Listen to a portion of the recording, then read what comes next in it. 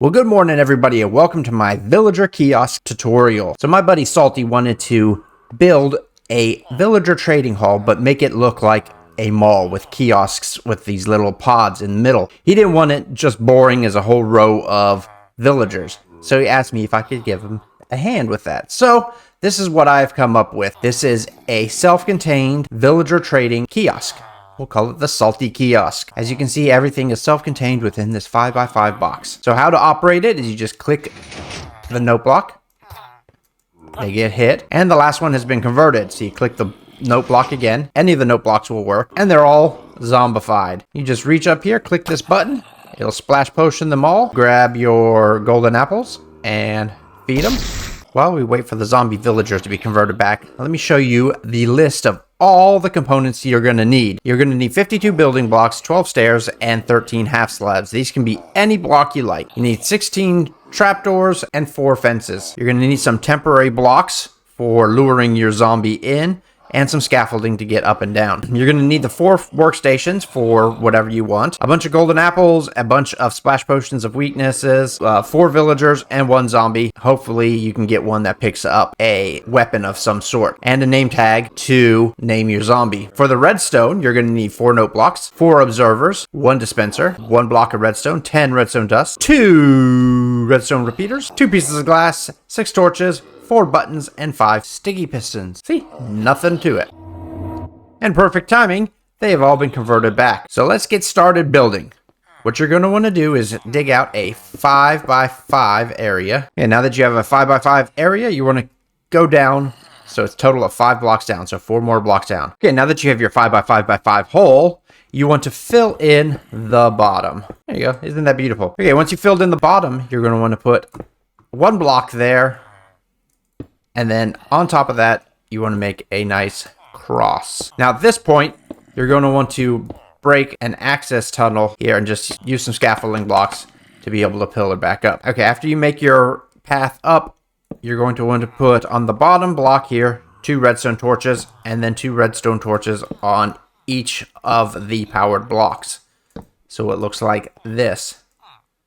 You have 4 redstone torches, and they are all off because they're being powered. This block is being powered by the redstone torch underneath it. All you have to do with your sticky piston is place them directly on top of these torches, and you're good to go. Then you're going to want to place trapdoors on top of all the sticky pistons. After your trapdoors are placed, you're going to want to fill in all around here, not placing them in the corners. Now you come up here and you place a note block into each corner. Now you can use your scaffolding, go back down, grab your 4 observers, and place them looking directly at the note blocks. You're going to have to shift and point up at them. You know you've placed them in the right direction if you can see the little dot underneath. Next, you grab your building blocks and place them in each of the 4 corners. All right, next you're going to place redstone dust on top of that block and redstone dust there. Then a repeater facing that way with redstone dust sitting on top of both of those. Same for the other side.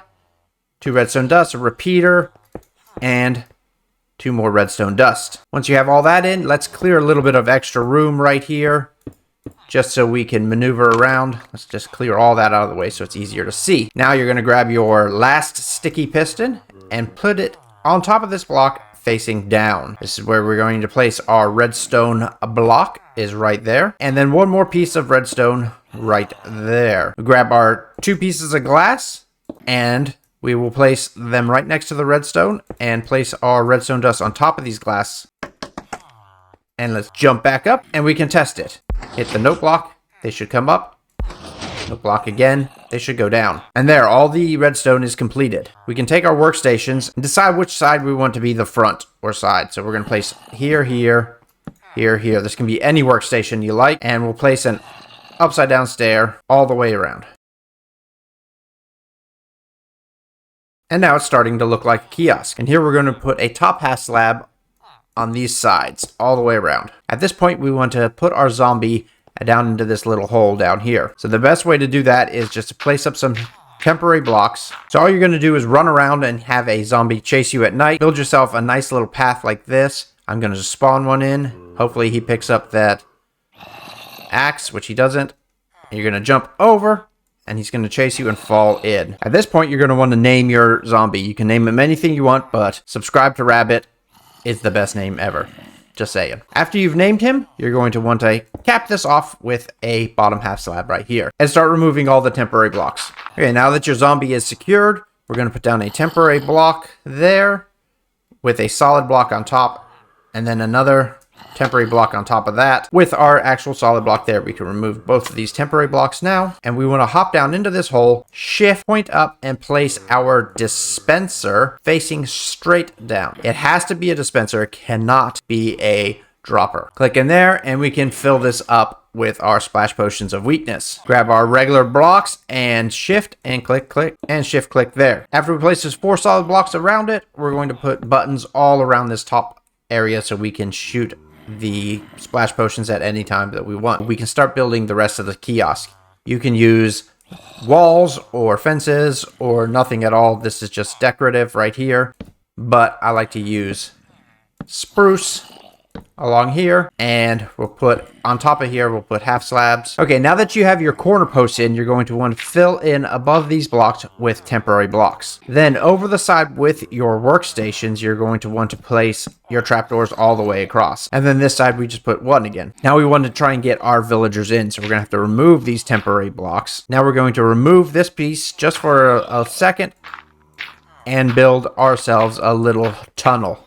Once we have this little tunnel going, we'll bring over our villager in a boat or minecart and get him into this path. He should run over and try and take over that workstation, but he's not going to really want to go all the way inside there because of Mr. Zombie. But he might get a little scared. So when he's in there, if we take another temporary block and place it there, he is now jammed in there, so we can put down that block and he is just fine. But leave this temporary block for right now. And then we'll do the same for all 4 sides. Your kiosk should look like this now.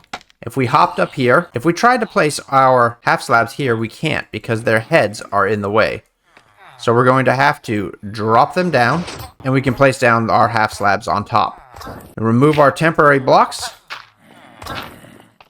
And now we can grab our trapdoors, get rid of that, and fill in the last 4 spots. While you were doing that, they should have all been converted. Now you can just raise them up and convert them back.